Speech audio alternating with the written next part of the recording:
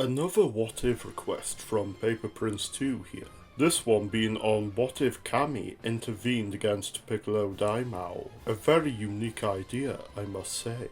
To set the stage, the divergence occurs when Goku's arm and legs are immobilized, with Kami coming to the idea of how to bring an end to the carnage of his evil self, and has Popo take him to the destroyed central capital with the magic carpet. Kami stops Piccolo from continuing the fight by force, and threatening to trap him in the Room of Spirit and Time permanently if he continues his ambition.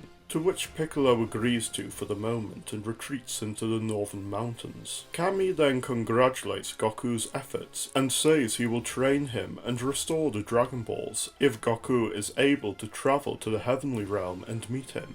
Things then go the same as usual until the 23rd Tenkaichi Budokai, beyond Kami deciding to practice Shugyo once more, with any retaliation the Daimao may do now being directly from Kami not taking drastic action. Piccolo still trains intensely with the intent to target the Budokai. He doesn't enter when far less capable of disguise, and Kami thereby chooses to watch over the events there himself rather than possess Shen, meaning Yajirobe makes it to the main tournament before being beaten by Yamcha, whose skillful use of the Sokidan manages to best Kuririn and have Yamcha face Goku in the finals. It's just before the match that Piccolo makes his move and attacks the Budokai grounds, with Yamcha forfeiting against an inevitable loss and leaving Goku free to face the Daimao. Kami tells Goku to let him handle it, but Goku wishes to have a true rematch that isn't interrupted. Things then go similarly to Goku's fight against the reincarnated Piccolo, until Piccolo is lying defeated, where Kami uses the Mafuba to seal Piccolo Daimao away before Goku can object, and later place the bottle within his temple. Though this seems to be a noble way for Kami to clean up his mistake, it leaves less ammunition against Raditz, with Kami having Popo go tell Goku to not rush in, as Kami has a plan. Kami unseals Piccolo and requests Piccolo once more merge with him, when faced with a threat none of them can face even if teaming up with Goku. The Daimao reluctantly agrees as they become their original self once more, and quickly gets rid of Raditz. Things are peaceful for over 2 years, with everyone continuing their normal lives, and Kami managing to keep the evil within him at bay despite it being far stronger than when they were last one. Goku still gets the heart virus. 17 and 18 ravage the Earth, and with nobody to oppose them, Burima immediately starts to work on the time machine and constructs it far earlier, but still waits just as long as normal to develop the heart medicine for Goku. She chooses to go back to the 7th of May, age 756, and intervenes just before Kami is about to seal Piccolo, with her telling of what will happen without Goku or the Dragon Balls, as well as Goku's alien origins. From this, Goku locates the attack ball he was sent to Earth in, which is reverse engineered into a larger spaceship in case it becomes necessary, with a failed attempt at going in the Room of Spirit and Time giving Goku the idea to have it contain a gravity chamber. The two Burimas attempt to find Gero's lab, but are unable to. Meanwhile, Kami decides the best course is to stoop to his evil self's level, and wish for eternal youth in order to not lag behind,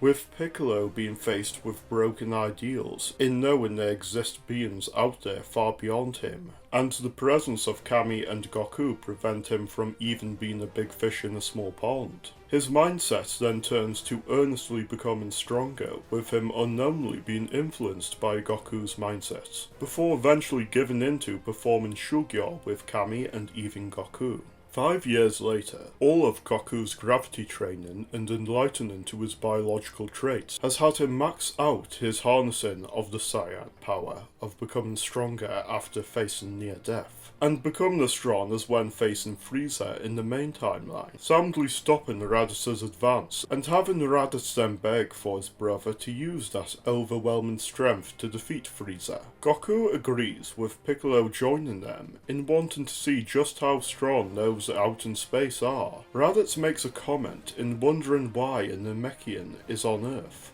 prompting Piccolo to have an even greater desire to discover his origins. Raditz tells Nappa and Vegeta to rendezvous with them on planet Frieza 17, where they seek to overthrow the tyrant. Not having a reason to end the fight quickly though, Goku ends up giving Frieza the opportunity to go into his true form and turn the tables on them, with him wiping out the 4 Saiyans and Piccolo Daimao, when none of the losses of these would prompt Goku to become a Super Saiyan, before deciding Earth has proven a surprise enough threat for him to destroy it. In doing so, he awakens Majin Buu, and, though far weaker than he should be, Buu is still strong enough to make quick work of Frieza, and turns him and the crew of his ship into chocolate to satiate his hunger, and has cycles of sleeping and eating before eventually being discovered by Babidi, and leading to an outcome much like what I've mentioned before. In the first timeline, 17 and 18 live unopposed until Cell leaves his lab.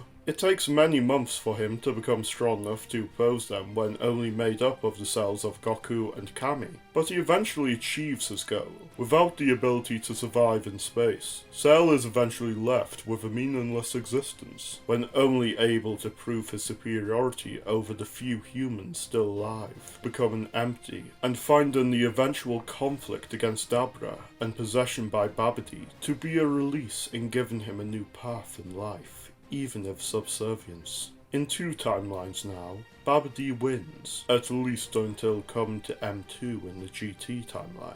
It's in this scenario that we see the issues that would come from Kami having intervened with Piccolo Daimao, due to the huge role Piccolo's reincarnation, and obviously the Dragon Balls had, on the future of the story. Though a noble intent, the Kami we know choosing more of a Uwe option was a decision rewarded in line with Dragon Ball's Budo Taoist narrative. Thank you if haven't watched through this scenario. If interested in another video focused on Kami and Piccolo, you may want to see this far older video. If having an idea of a what if or general Dragon Ball analysis you'd like to see, comment it and I'll see to it as soon as I can.